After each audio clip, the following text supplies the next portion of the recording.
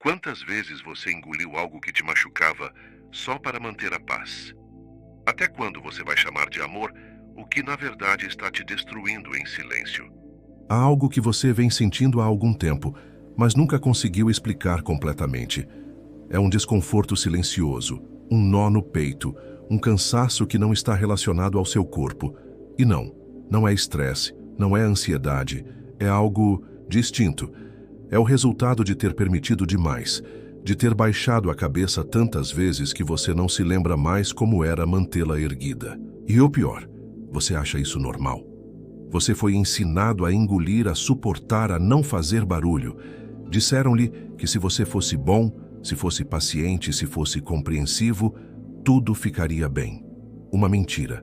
O que realmente aconteceu é que você se tornou uma esponja emocional para tudo aquilo que os outros não conseguiam lhe dar. Você era a presa fácil para comportamentos tóxicos que, com o tempo, fizeram você duvidar até do seu próprio valor.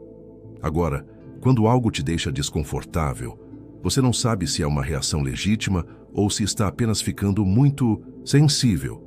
Spoiler, não é sensibilidade, é intuição. É sua mente gritando por ajuda. Carl Jung viu isso antes de qualquer um. Ele dedicou sua vida a mergulhar nas profundezas da psique humana, e o que encontrou foi aterrorizante.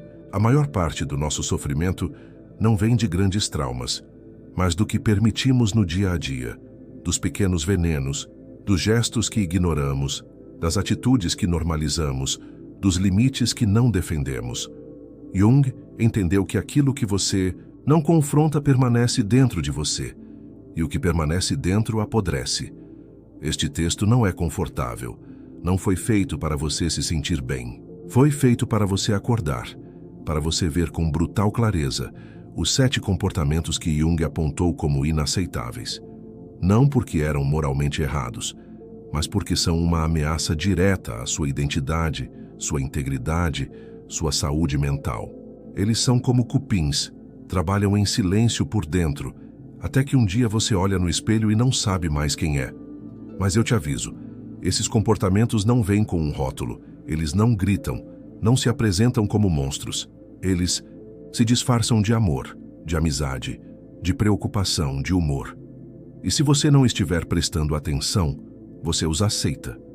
E quando você os aceita uma vez, eles se repetem, e cada repetição mata algo dentro de você. É por isso que você está aqui. Não por curiosidade, não por entretenimento. Você está aqui porque algo dentro de você sabe que já é o suficiente, que você não pode continuar engolindo, que precisa nomear o que vem carregando, que precisa parar de permitir. E não, isso não é apenas sobre os outros, é também sobre você, porque alguns desses comportamentos você também exerceu. E é por isso que eles doem tanto, porque você não apenas sofre com eles, você os repete. Não porque você seja mau, mas porque ninguém te ensinou a vê-los, ninguém te disse que isto também é violência, que isto também te afasta de si mesmo. Mas hoje você vai ver comportamento por comportamento e vai descobrir sobre o que Jung tentou nos alertar. E quando terminar este texto, você não vai olhar para certas pessoas da mesma forma, nem para si mesmo. E sim, isso vai doer, mas também vai te libertar. Você está pronto? Porque uma vez que começar, não poderá voltar atrás. Algumas coisas parecem pequenas até que te destroem. Às vezes começa com um gesto, uma frase ambígua, um conselho não solicitado, algo aparentemente inofensivo. Mas se você repete, se você deixa passar, isso se torna a norma. E é quando você não é mais você mesmo. Você é o que os outros moldaram em silêncio, enquanto você pensava que estava decidindo. Carl Jung nos alertou sobre o inimigo silencioso, a manipulação emocional encoberta. Ela não chega gritando, não chega com correntes, chega com ternura, com frases disfarçadas de preocupação. Por exemplo, estou dizendo isso para o seu próprio bem. Se você realmente me amasse, faria isso. E então você começa a duvidar. Primeiro duvida da situação, depois da sua percepção, e por fim duvida de si mesmo, porque o manipulador mestre não precisa se impor, ele só precisa que você comece a questionar a si mesmo. Isso não é amor, não é amizade. É controle disfarçado de carinho. E a pior parte é que muitas vezes vem de pessoas que você ama. E isso o torna mais venenoso, porque você confunde lealdade com aceitação. Jung explicou com uma franqueza arrepiante: as pessoas farão o que for preciso, por mais absurdo que pareça, para evitar enfrentar sua própria alma.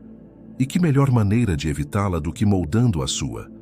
A manipulação emocional se alimenta do seu silêncio, da sua criação mal compreendida, do seu medo de perder o outro.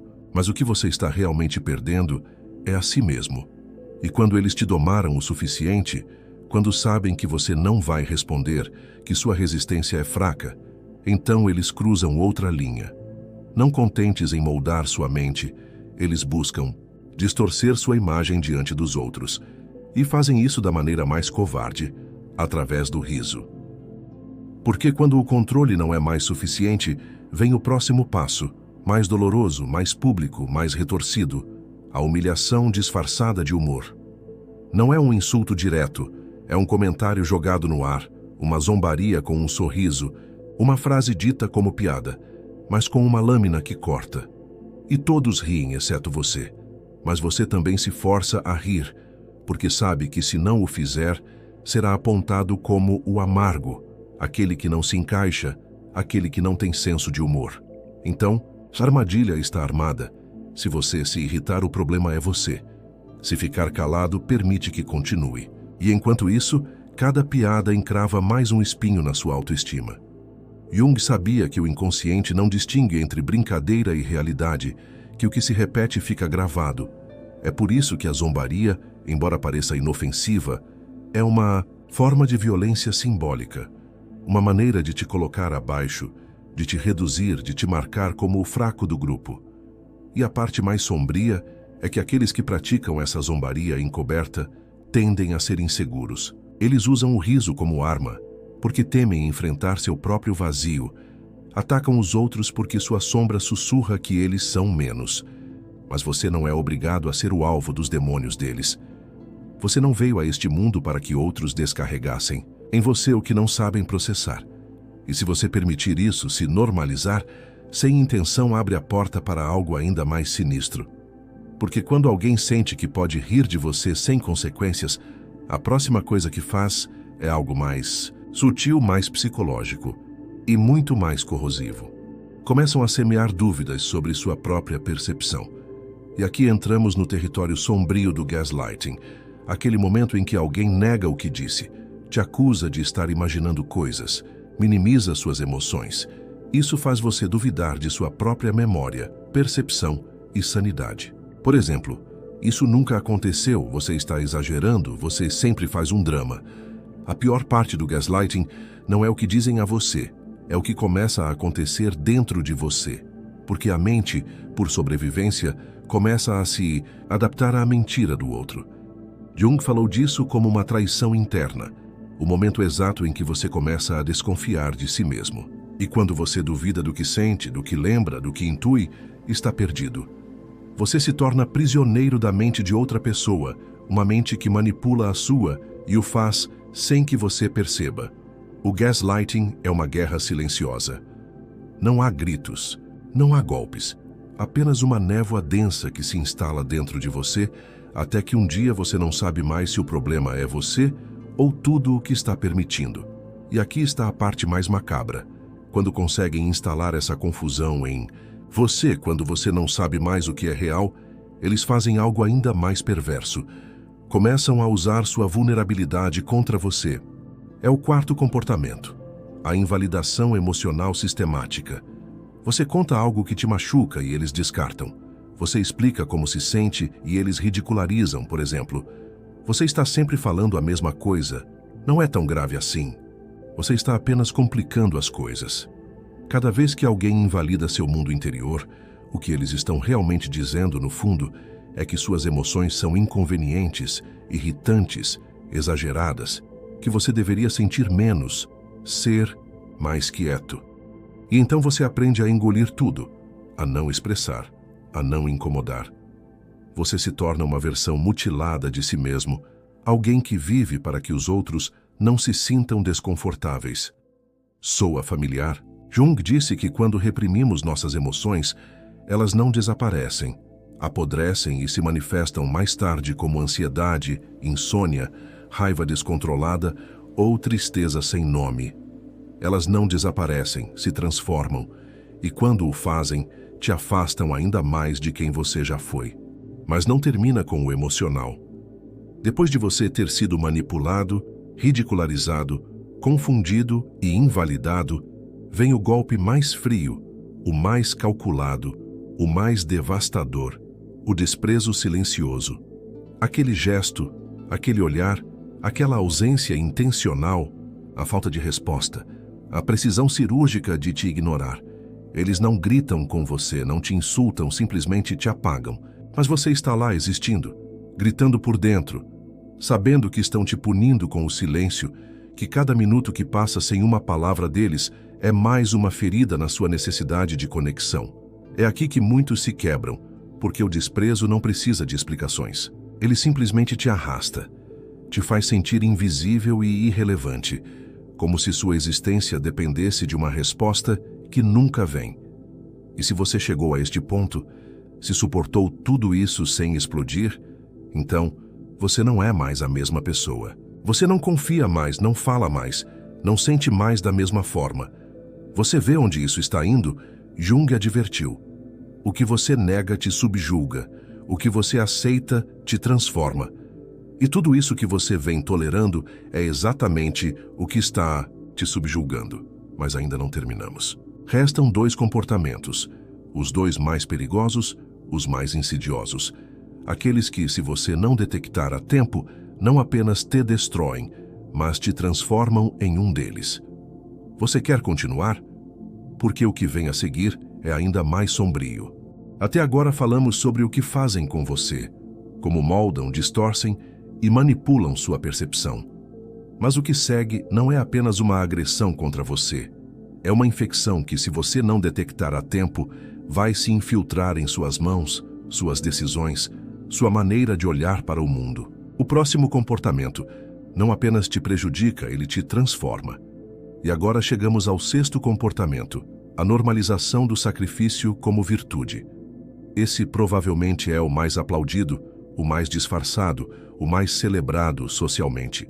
Desde a infância você foi ensinado que ceder é amar, que colocar os outros em primeiro lugar é nobre, que o autossacrifício é um sinal de maturidade. Que assim, pouco a pouco, você aprende a desaparecer, a se colocar por último em sua própria vida. Mas há uma verdade que dói mais do que qualquer rejeição. Nem tudo o que você faz por amor é saudável. Nem tudo o que você tolera em nome da paz é pacífico. Às vezes o que você chama de sacrifício é submissão, é medo, é o hábito de não existir plenamente. Jung entendeu isso perfeitamente. Ele falou do self como o verdadeiro centro da alma. E tudo o que te afasta desse centro, tudo o que anula seus verdadeiros impulsos, seus desejos, seus limites, te fragmenta, te divide, te transforma em um reflexo distorcido do que você já foi.